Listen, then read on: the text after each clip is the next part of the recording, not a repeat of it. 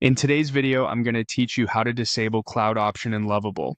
We'll walk through exactly where this setting lives, what it changes, and a few tips to make sure you're confident before you switch it off.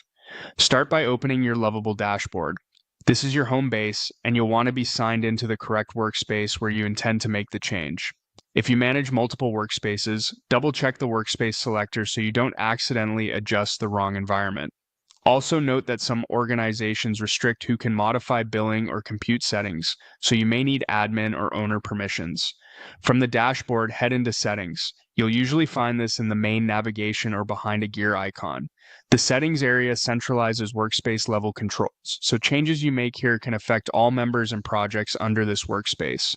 That's important because disabling cloud functionality can limit certain cloud-powered features for everyone in the workspace.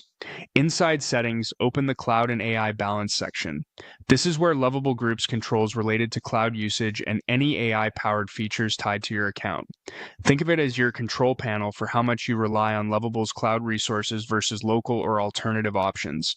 If you don't immediately see Cloud and AI Balance, look for tabs across the top, like Workspace or Usage, and choose the one that lists cloud or AI-related controls. On this page, you'll find the option to disable the cloud setting. Look for a toggle or switch that references cloud or cloud usage and turn it off. Lovable may prompt you to confirm the change, especially if it could affect running jobs or shared projects. Take a moment to read any notes on that screen. Disabling the cloud option generally means new operations won't use Lovable's cloud resources. That can reduce cloud-based costs, but it may also mean some features run locally or become unavailable, and performance could vary depending on your setup. After you disable it, give the page a moment to update. If there's a Save or Apply button, use it to confirm. If not, the toggle typically saves automatically. You can revisit this same section anytime to re-enable the cloud option if your needs change.